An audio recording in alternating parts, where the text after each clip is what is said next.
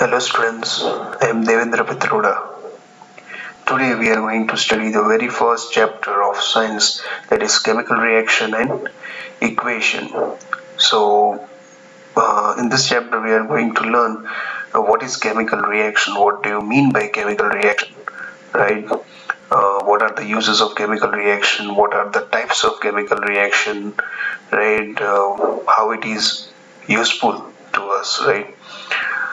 तो starting from the very basic, what do you mean by chemical reaction? Chemical reaction होता क्या है, right?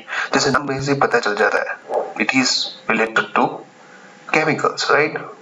Chemical properties, chemical composition of a substance. अब reaction का meaning क्या होता है? कोई भी एक्शन होती है उसके रिजल्ट को हम रिएक्शन बोलते हैं ना.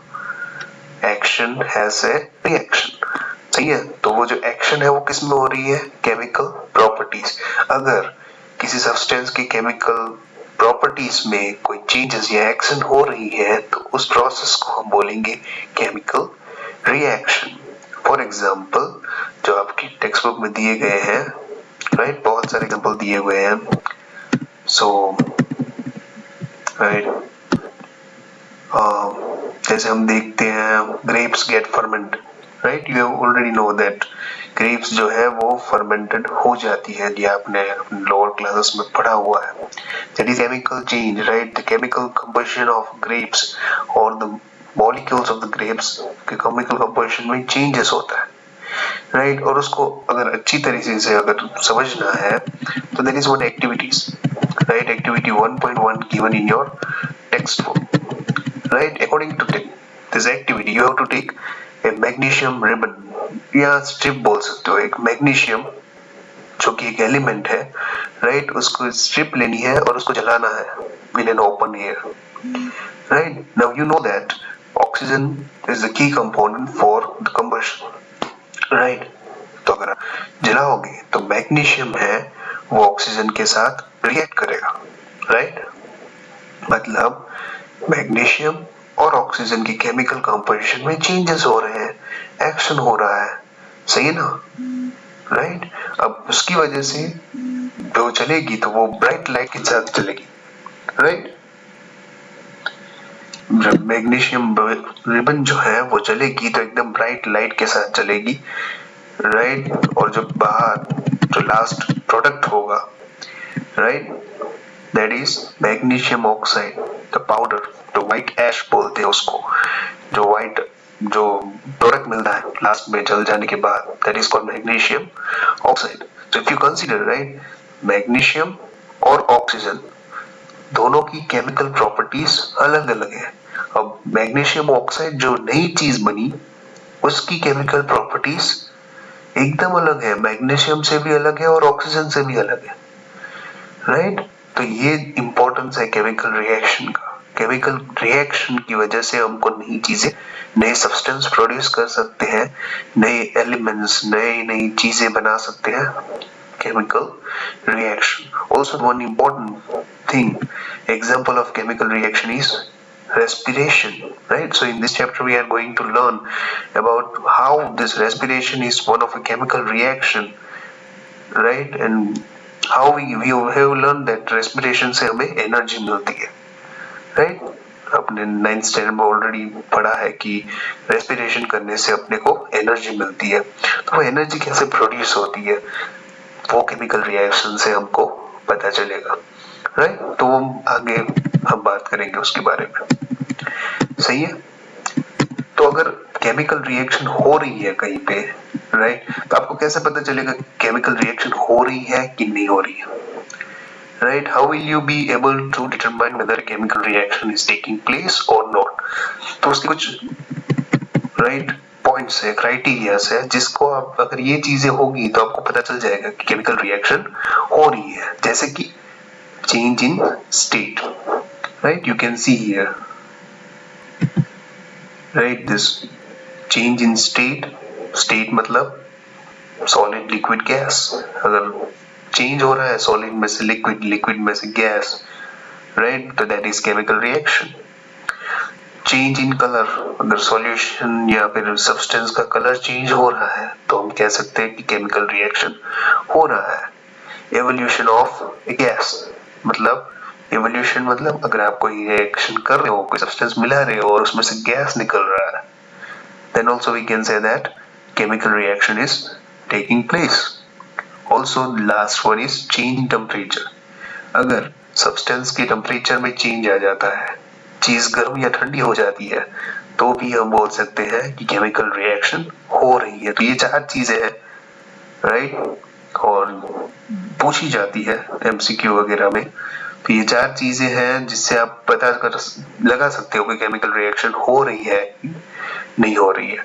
तो उसके लिए एक एग्जांपल भी दिए हुए हैं, ये एक्टिविटी आपके जो है यहाँ पे, राइट। तो ये एक्टिविटी 1.3, राइट, जिसमें आप जिंक के ग्रेन्यूल्स हैं, राइट, उसको डाइल्यूट सल्फ्यूरिक एसिड या हाइड्रोक्लोरिक एसिड में डाल रहे हो, सही है। तो क्या हो रहा है, जिंक है वो रिप्लेस कर देगा हाइड्रोजन को, सही है। ये जो केमिकल रिएक्शन आप कर रहे हो तो उसकी वजह से क्या होगा, ये जो हाइड्रोजन गैस है वो रिलीज हो रहा है। अब देख रहे हो कि हाइड्रोजन गैस रिलीज हो रहा है, तो ये तो हमारे क्राइटेरिया में आता है कि evolution of A gas, right. तो हम जैसे ही हम इसमें मिलाते हैं और ये हाइड्रोजन गैस निकलता है तो हमको पता चल जाता है कि भाई ये केमिकल रिएक्शन हुआ है, सही है। Also the temperature of the flask, right, will rise, तो उससे भी पता चल जाएगा कि भाई केमिकल रिएक्शन हो रहा है, सही है। एक और एक्टिविटी देखते हैं, सही है।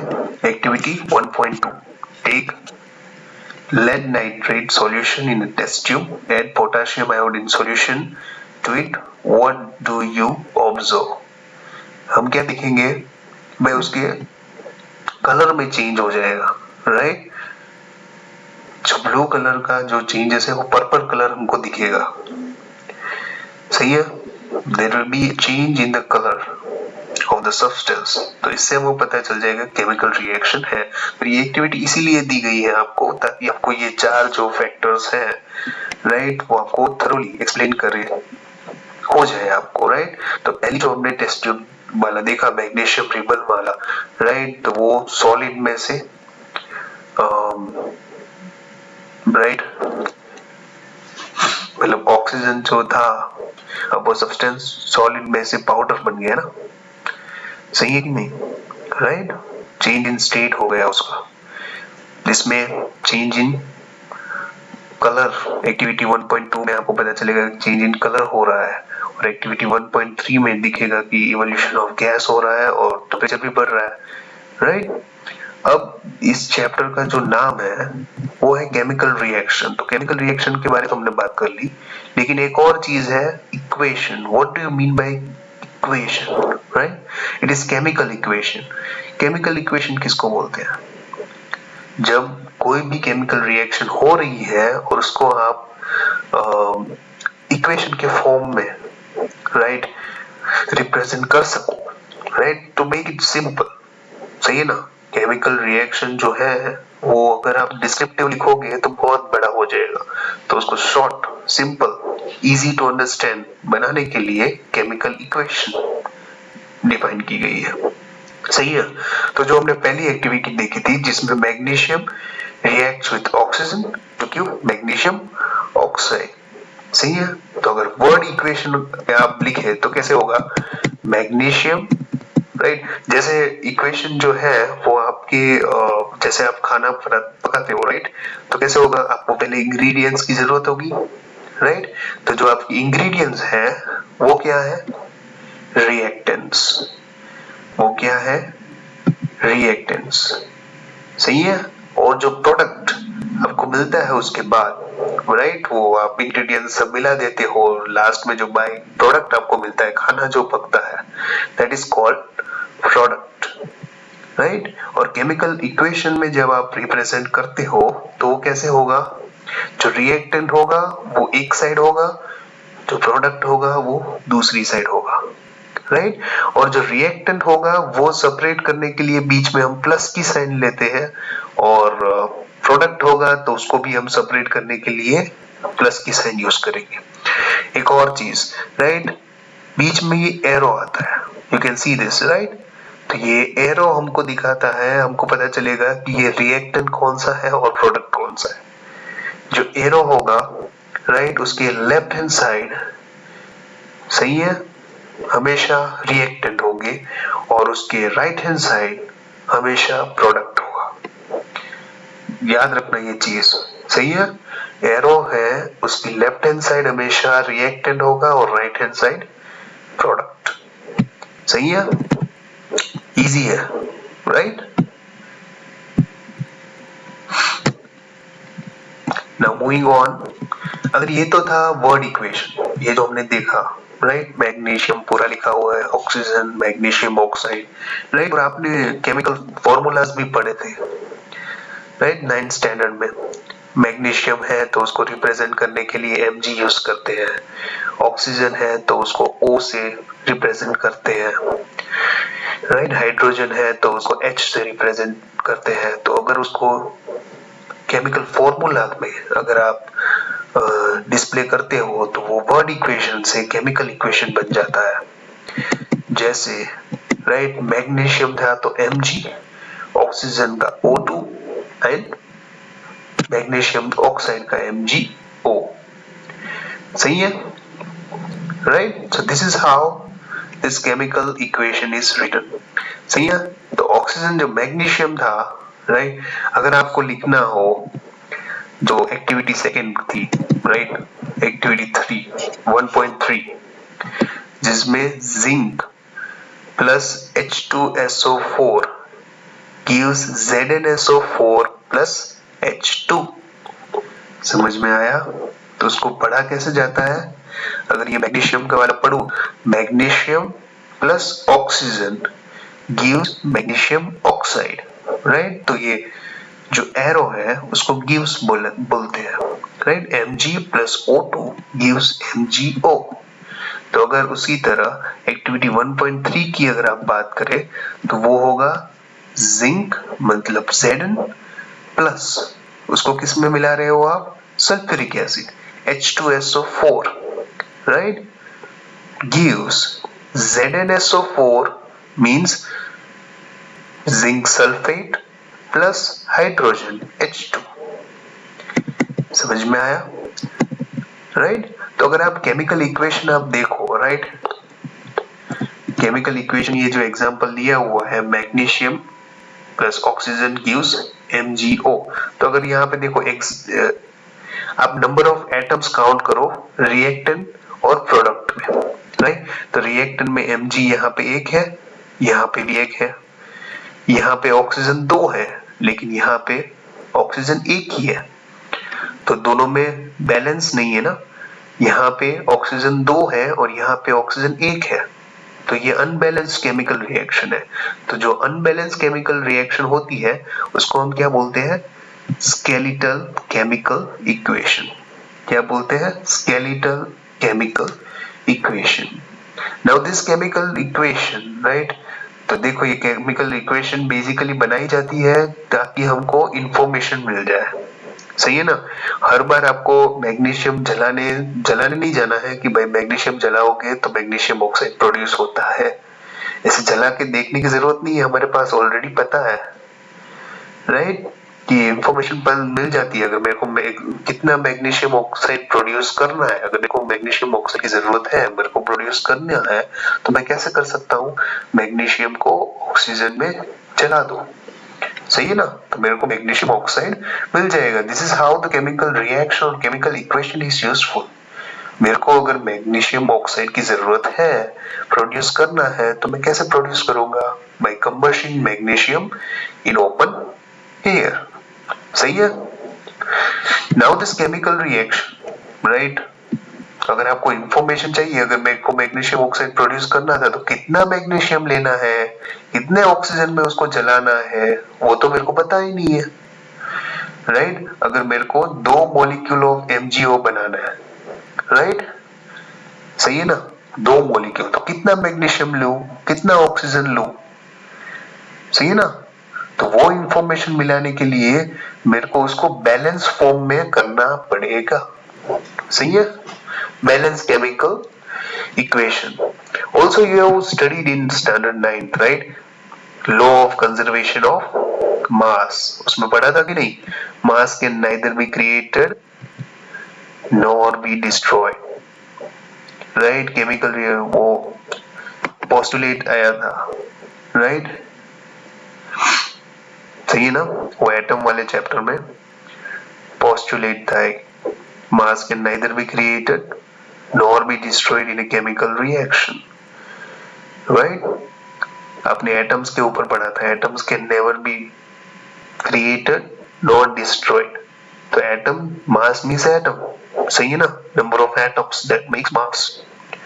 तो जो according to this rule, right, the total mass of element present in the product of a chemical reaction has to be equal to that mass of the element present in the reactant। मतलब जितने atom element के reactant के side है उतने ही product के side होने चाहिए, दोनों के बीच में क्या होना चाहिए, बैलेंस, राइट। तो जो हमने देखा था एक्टिविटी 1.3, जिसमें क्या हो रहा था, जिंक है तो सल्फ्यूरिक एसिड में आप मिला रहे हो और बन क्या रहा है, zinc sulphate plus hydrogen, right. अब जिंक का आपको सिंबल पता है, it is Zn, right. Sulphuric acid का H2SO4 वो बनना था है ZnSO4 एंड हाइड्रोजन, सही है। तो अगर आप काउंट